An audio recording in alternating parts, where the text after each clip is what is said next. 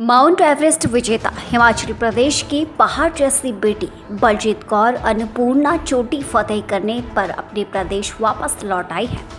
सोलन पहुंचने पर बलजीत कौर का भव्य स्वागत किया गया और यहां उन्होंने अपने साथ हुई हादसे की कहानी भी सुनाई। उन्होंने कहा कि वह 48 घंटे अन्नपूर्णा चोटी पर जिंदगी और मौत के बीच संघर्ष करती रही, लेकिन देश के लोगों की दुआएं साथ रही। बलजीत ने बताया कि अच्छी ट्रेनिंग की वजह से ही वह वहां से सकुशल लौटने में सफल रही, लेकिन अन्नपूर्णा अभियान के दौरान जो हादसा हुआ वह एजेंसी के मिसमैनेजमेंट की वजह से हुआ। ऑक्सीजन की कमी और थकान होने की वजह से जब वह बेहोश होने लगे तो साथ गए शेरपा उन्हें वहीं छोड़ गए। हालांकि इसके लिए वह उन्हें जिम्मेदार नहीं मानती है। बलजीत ने कहा कि उन्हें जाने के लिए मैंने ही कहा था, वह लोग वहां से नहीं जाते तो उनकी जान भी जा सकती थी। जब वह अभियान पर जा रही थी तो उनके साथ जाने वाले अनुभवी शेरपा उन्हें छोड़कर किसी दूसरे पर्वतारोही के साथ चले गए। एजेंसी को बताया तो दूसरा शेरपा भेजा, लेकिन उसने भी एक ट्रेनी को साथ ले जाने की शर्त रखी।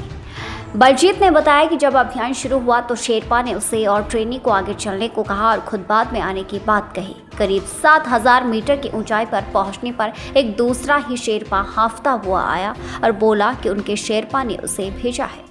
वह शेरपा पहले ही बहुत थका हुआ था क्योंकि एक दिन पहले ही वह अन्नपूर्णा अभियान से वापस लौटा था। बलजीत ने कहा कि एक बार मैंने अभियान छोड़ने की बात भी कही, लेकिन शेरपा नहीं माने कि ट्रेनी के लिए अभियान पूरा करना जरूरी है ताकि वह अगली बार शेरपा बन सके।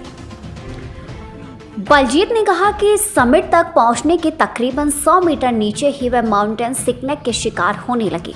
नींद आने लगी और जागते हुए भी सपने आने लगे। इसके बावजूद किसी तरह अभियान पूरा किया, लेकिन वापसी में कुछ दूर आने पर ही वह चलने में लाचार हो गए। इस पर शेरपा उन्हें वहीं छोड़कर नीचे आ गए। वे बर्फ के बीच पहाड़ पर बिना ऑक्सीजन नीचे आने की कोशिश करती रही। आखिर उनकी नज़र जेब में पड़े मोबाइल फ़ोन पर पड़ी, जिससे मैसेज भेजने में वह सफल रही और हेलीकॉप्टर से उन्हें रेस्क्यू किया गया। उन्होंने कहा कि कुछ समय अपने परिवार के साथ रहने के बाद वे फिर से पहाड़ों पर चढ़ाई के अभियान शुरू करेगी। दुग्गल कैरियर पब्लिक स्कूल, जहां दी जाती है गुणवत्तापरक शिक्षा।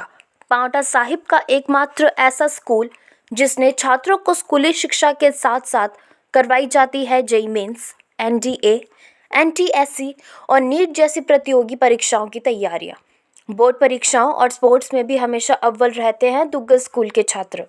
तो अपने बच्चों के बेहतर भविष्य के लिए चुने Duggal career public school, Paonta Sahib. दिल था सफ़र इस बार, पहले से पता था मुझे कि होने भी वाला है ऐसा। और ये जो सारी चीज़ें हुई हैं, एक मेरे ख्याल से ये मिसमैनेजमेंट कह सकते हैं या फिर मिसकम्युनिकेशन की वजह से हुआ है।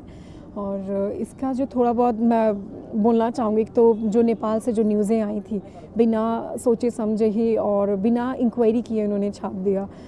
तो आई थिंक जिसका हम सबको देखना पड़ रहा है, सारी चीज़ें कितनी गलत हो गई थी।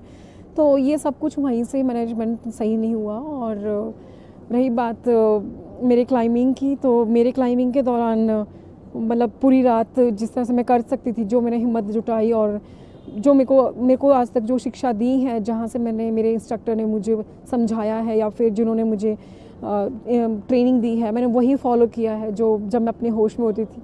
बस तभी जाके ये सारी चीज़ें हुई है। आगे का लक्ष्य क्या है? ऑफ कोर्स अभी मैं थोड़ा रेस्ट लूँगी और थोड़ा रिकवर करूँगी, एंड देन उसके कुछ मंथ बाद, यानी 3-4 मंथ बाद मैं क्लाइंबिंग स्टार्ट करूँगी दोबारा से। कितने समय तक आप वहाँ पे फंसे रहे? मैं वहाँ पे कम से कम अगर देखा जाए तो मैं अबव कैंप 4 तो मैं 48 आवर्स हो चुके थे, लेकिन रात को जो मैं फंसी रही तो वो कम से कम 18 घंटे थे।